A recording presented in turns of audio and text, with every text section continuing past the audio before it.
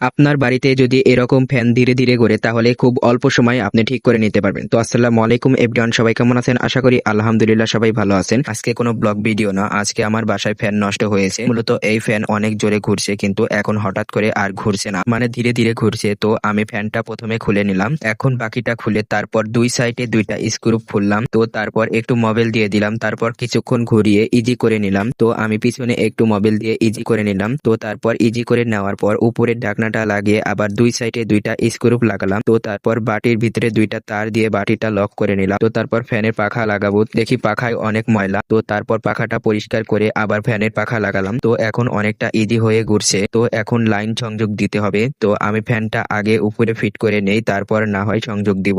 তো আমি ফ্যানটা ফিট করে নিয়েছি। তো এখন দুইটা তার সংযোগ দিব। তো আমি দুইটা তার সংযোগ দিয়ে তারপর ফ্যানের সুইচ দিয়ে দেখি এখন অনেক জোরে ঘুরছে আর বাতাসও লাগছে। তো আপনাদের বাসায় যদি ফ্যান এরকম ধীরে ঘুরলে অবশ্যই মোবিল এবং কেরোসিন দিয়ে ইজি করে নেবে, তখন দেখবেন আর ধীরে ঘুরবে না। যদি আপনারা এটা ঠিক করতে বাজারে নিয়ে যেতেন তাহলে মেকাররা 50 থেকে 100 টাকা বিল তুলতো, অথচ কিন্তু খুব অল্প সময় আপনারা বাসায় করে নিতে পারবেন, একেবারে সহজ। তো ভিডিওটি ভালো লাগলে অবশ্যই একটা লাইক আর একটা শেয়ার করে যাবেন। তো আজকের মতো এ পর্যন্তই, দেখা হবে অন্য কোনো ভিডিওতে। তো সবাইকে ধন্যবাদ আর দেখতে থাকুন মেহেদী ডেইলি ব্লগ।